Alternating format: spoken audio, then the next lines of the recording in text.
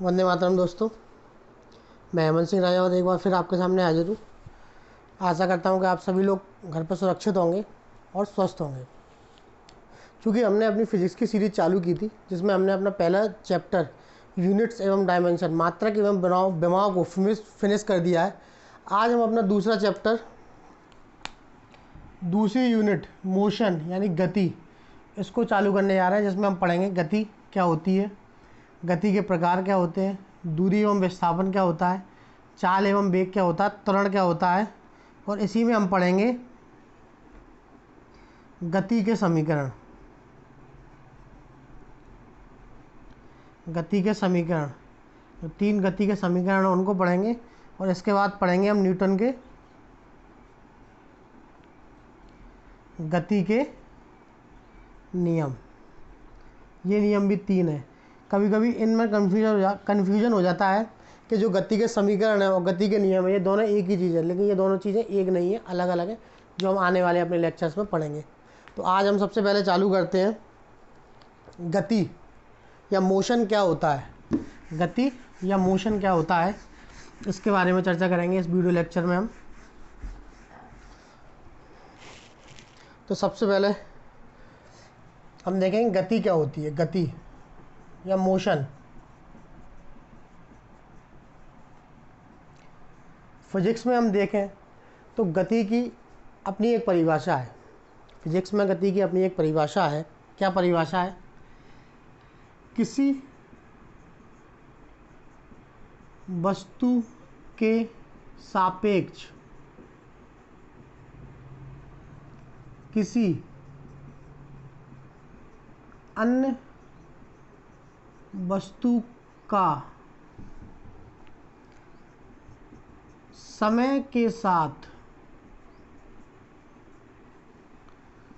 स्थान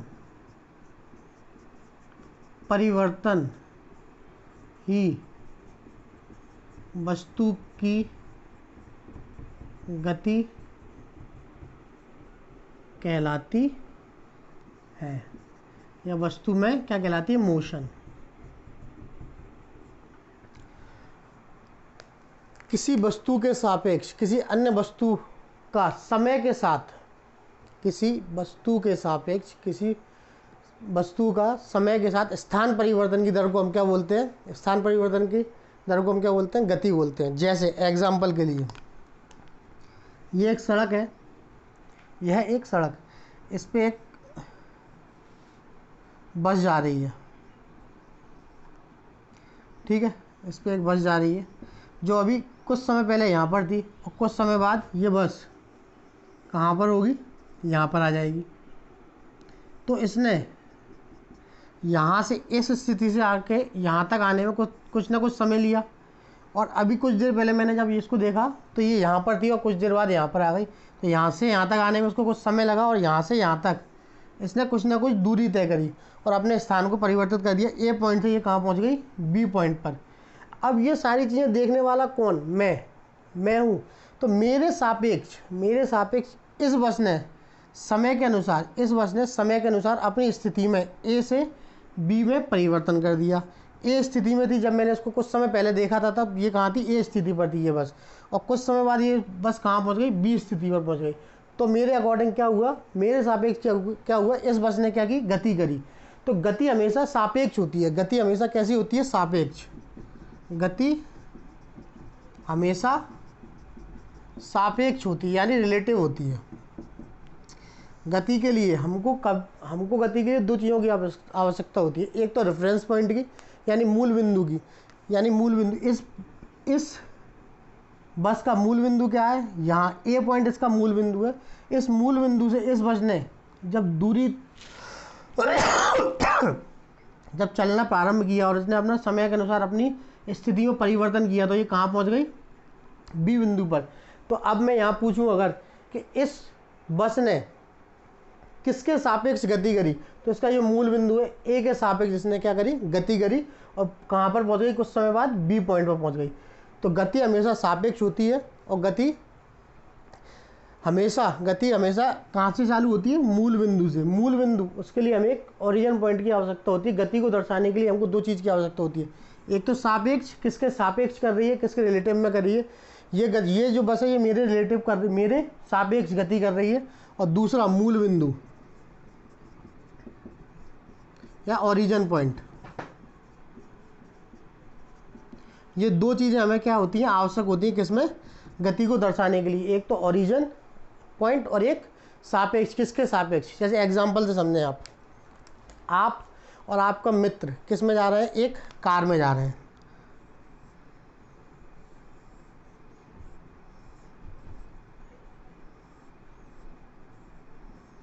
आप और आपका मित्र एक कार में जा रहे हैं। इस कार में बैठे हुए आपके लिए, आपके इस कार में बैठे हुए आपका मित्र आपके लिए क्या है, स्थिर अवस्था में। आपके साथ बैठा हुआ मित्र आपके लिए क्या है, स्थिर अवस्था में। लेकिन इस कार से बाहर की जितनी भी चीज़ें हैं उनको आप देख रहे होंगे वो आपसे पीछे की ओर जा रही हैं। मेरे साथ बैठा हुआ दोस्त मेरे लिए स्थिर है, लेकिन जो कार के बाहर जो स्थिति बन रही है वो स्थिति क्या है कि सारी चीज़ें गति करती हुई पीछे की ओर मुझे दिखाई दे रही हैं। तो मेरे लिए मेरा मित्र क्या है, स्थिर अवस्था में, लेकिन कार से बाहर की सारी चीज़ें क्या है, गतिशील अवस्था में। तो एक ही व्यक्ति के लिए दो अलग अलग चीज़ें गति में और स्थिर अवस्था में हो सकती है। और इसी कंडीशन में अगर कोई व्यक्ति बाहर से देखेगा, कोई व्यक्ति अगर बाहर से आपको देखता है तो उसको ये कार भी गति करती हुई दिखाई देगी, आप भी गति करते हुए दिखाई दोगे और आपका मित्र भी गति करते हुए दिखाई देगा।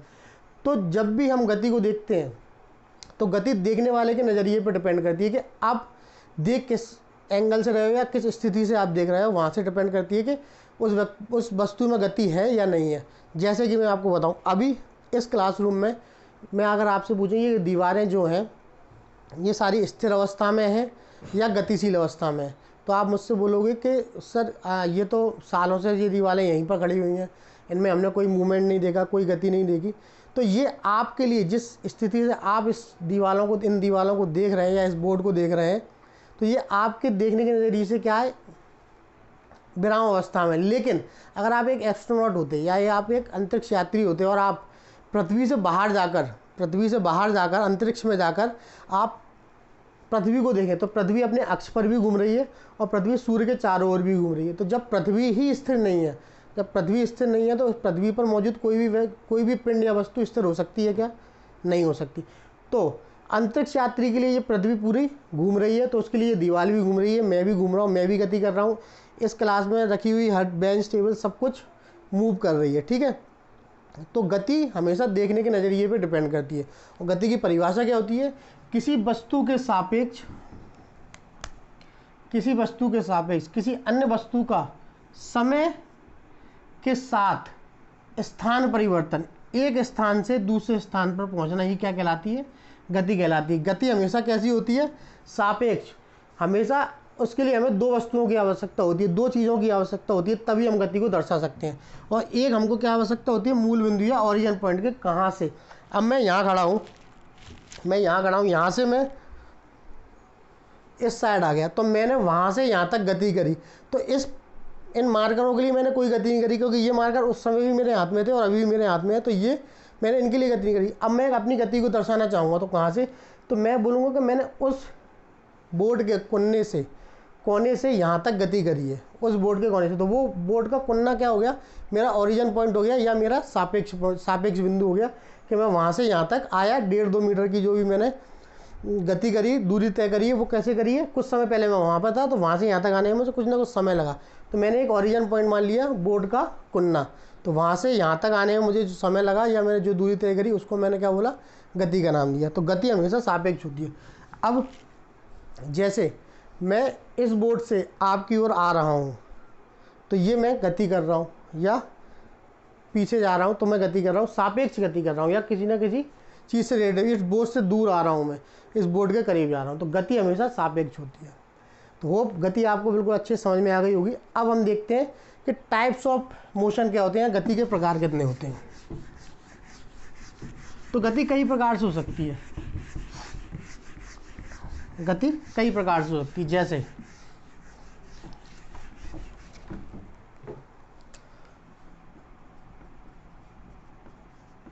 टाइप्स ऑफ मोशन, गति के प्रकार। पहली प्रकार की गति होती है सरल रेखीय गति। सरल रेखीय गति, रेक्टिलिनियर मोशन।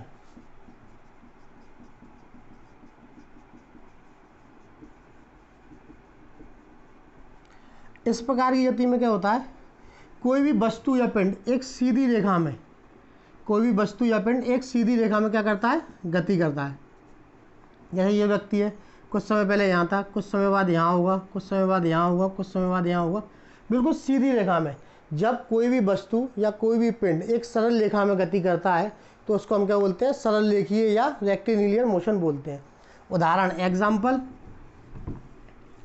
सूर्य का प्रकाश।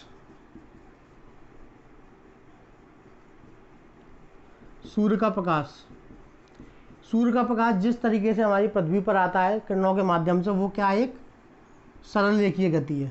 तारों का प्रकाश, सड़क पर चलती हुई बस,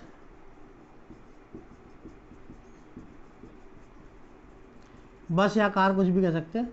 तो ये सब किसके उदाहरण है, सरल रेखीय गति के या रेक्टिलिनियर मोशन के उदाहरण है। ठीक है। दूसरी गति होती है अपनी वक्रीय गति या कर्वीलिनियर।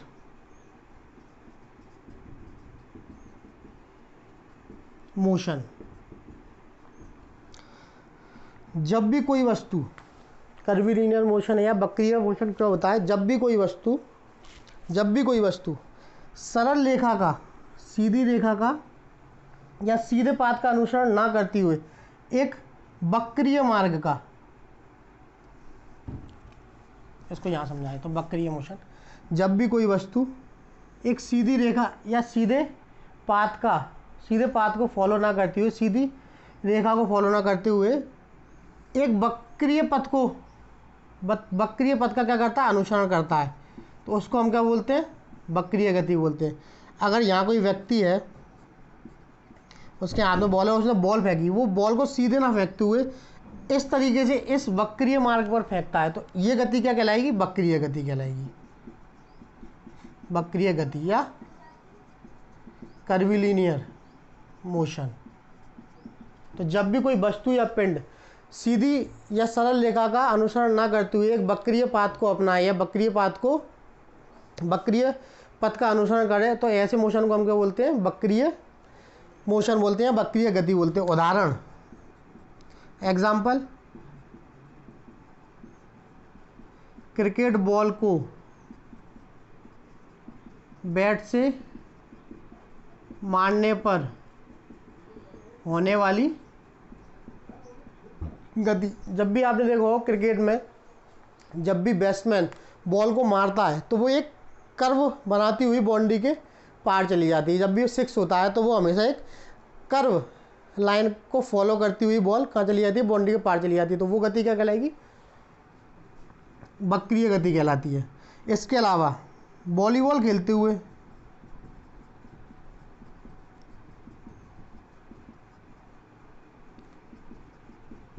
बॉल की गति, जब हम वॉलीबॉल गेम खेलते हैं तो जब वॉलीबॉल का खिलाड़ी जब बॉल को एक पाले से दूसरे पाले में भेजता है तो उस बॉल की जो गति होती है वो क्या होती है, हमेशा वक्रीय गति होती है। तो कोई भी ऐसी गति जो सीधे पाथ को फॉलो ना करती हुई एक कर्व बनाती हुई एक वक्रीय पाथ का अनुसरण करे, उस गति को हम क्या बोलते हैं, वक्रीय गति बोलते हैं। उस गति को हम क्या बोलते हैं, वक्रीय गति बोलते हैं। इसके बाद तीसरी गति आती है हमारी घूर्णन गति या वृत्तीय गति। तीसरी गति कौन सी आती है, घूर्णन गति या वक्रीय गति। तीसरी आती है हमारी घूर्णन या वृत्तीय गति। इसी को हम कभी कभी कहते हैं सर्कुलर मोशन भी बोल देते हैं या सर्कुलर मोशन बोल देते हैं। ठीक है। इस गति में क्या होता है, जब कोई वस्तु या पिंड किसी बिंदु को अपना केंद्र मानकर, किसी बिंदु को अपना क्या केंद्र मानकर उसके चारों ओर एक वृत्तीय मार्ग पर, जब कोई वस्तु किसी बिंदु को क्या मानकर, केंद्र मानकर उसके चारों ओर वृत्तीय मार्ग पर क्या करने लगे, गति करने लगे। उसके चारों ओर क्या करने लगे, वृत्तीय मार्ग पर गति करने लगे। तो ऐसी गति को हम क्या बोलते हैं, घूर्णन गति या वृत्तीय गति। उदाहरण समझें इसका। उदाहरण, हमारे सूर्य के चारों ओर पृथ्वी और सारे ग्रहों का चक्कर लगाना किस गति का उदाहरण है, पृथ्वी व अन्य ग्रहों का सूर्य के चारों ओर चक्कर लगाना किसका उदाहरण है, वृत्तीय गति का उदाहरण है। इसके अलावा हम क्या कहते हैं, मौत के कुआं, आपने सुना होगा मौत का कुआं मेला में देखने जाते थे। मौत के कुएं में चलती हुई मोटरसाइकिल भी किसका उदाहरण है, वृत्तीय गति का उदाहरण है। ऐसा कोई भी मार्ग जिसमें एक बिंदु को केंद्र मानकर उसके चारों ओर गति हो रही हो, ऐसी गति को हम क्या बोलते हैं, वृत्तीय गति बोलते हैं। आपने लट्टू चलाया होगा, लट्टू, जब आप लट्टू को चलाते हैं तो लट्टू कुछ ऐसा होता है, तो ये उसमें जो सेंटर है इसके परिधि वो क्या करता है, घूमता है। तो लट्टू की गति, ये भी क्या है, एक वृत्तीय गति का उदाहरण है। उसके अलावा जब कोई बच्चा एक ग्राउंड में साइकिल चलाता है वृत्तीय मार्ग पर, तो वो भी एक वृत्तीय मार्ग का उदाहरण है। इसके बाद आते हैं हम चौथी तरह की गति, कौन सी होती है हमारी,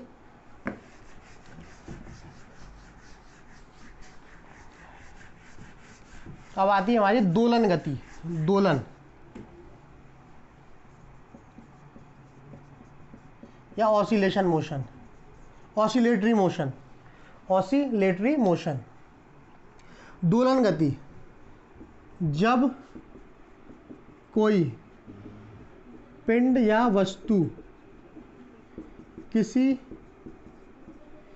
किसी अक्ष के आगे या पीछे एक निश्चित मार्ग में गति करे, तो ऐसे गति को हम क्या बोलते हैं, दोलन गति बोलते हैं। जब कोई वस्तु किसी बिंदु को अक्ष मानकर या तो उसके आगे गति करे या उसके पीछे गति करे, एक निश्चित मार्ग को वो अपना ले, आगे पीछे गति करे, ऐसी गति को हम क्या बोलते हैं, दोलन गति। उदाहरण के लिए क्या, झूला झूलते हुए बच्चे, जब आपने वो झूला देखा होगा जो अपन पेड़ों पर डाल देते हैं, गाँव में पेड़ों पर डालते हैं, तो वो झूला झूलते हुए बच्चा क्या करता है, दोलन गति करता है। पहले वो आगे जाता है, फिर उसी मार्ग पर पीछे आता है, फिर आगे पीछे आता रहता है। उसके अलावा दूसरा, घड़ी का पेंडुलम, ये दूसरा उदाहरण है इसका। पहला उदाहरण क्या है इसका, झूला झूलता हुआ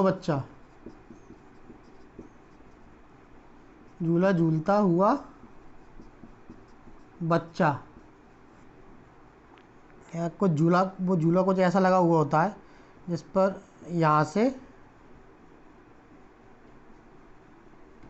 कोई बच्चा यहाँ पर बैठा है इस पर, और जो आगे पीछे दोनों में गति, आगे पीछे की साइड में क्या कर रहा है, गति कर रहा है, उसको क्या बोलते हैं, दोलन गति। इसके अलावा एक गति और होती है कंपन गति। कंपन गति क्या होती है, जब दोलन की जब स्पीड बढ़ जाती है, दोलन की जब चाल बढ़ जाती है, तब उसको हम क्या बोलते हैं, कंपन गति। जैसे उदाहरण के लिए हम बोल सकते हैं, जितने भी वाद्य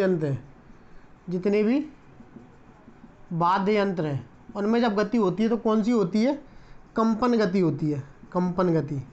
उदाहरण के लिए गिटार, वायलिन, तबला, ढोलक, इन सब में उत्पन्न होने वाली गति कौन सी है, कंपन गति। जब दोलन की चाल बहुत अधिक तेज हो जाती है, जब दोलन का गति बढ़ जाती है, जब दोलन गति की स्पीड बढ़ जाती है, दोलन गति की चाल बढ़ जाती है, तो उसको हम क्या बोलते हैं, कंपन गति बोलते हैं। कंपन गति और दोलन गति एक ही चीज़ है, वृत्तीय गति और घूर्णन गति एक ही चीज़ है। तो होप आपको आज के लेक्चर में गति और उसके टाइप्स, ये सारी चीज़ें समझ में आ गई होंगी। इसको आप एक बार, इस वीडियो को आप अच्छे से देखें, आपको सारी चीज़ें समझ में आ जाएंगी। इसके बाद हम अगले वीडियो लेक्चर में दूरी विस्थापन को देखेंगे और उनसे रिलेटेड कुछ हम न्यूमेरिकल भी देखेंगे। इस चैप्टर से आने वाले जितने भी न्यूमेरिकल हैं हम उनको एक लास्ट वीडियो में पूरे में कवर कर देंगे। और ये वीडियो अगर आपको पसंद आए तो इसको लाइक, शेयर और सब्सक्राइब जरूर करना, और अपने दोस्तों के साथ भी इसको शेयर करें ताकि ज़्यादा से ज़्यादा लोगों तक ये वीडियो लेक्चर पहुंच सके। तो धन्यवाद आप सभी का वीडियो लेक्चर में बने रहने के लिए। आप सब लोग बिल्कुल घर पर रहें, सुरक्षित रहें। धन्यवाद। जय हिंद, वंदे मातरम।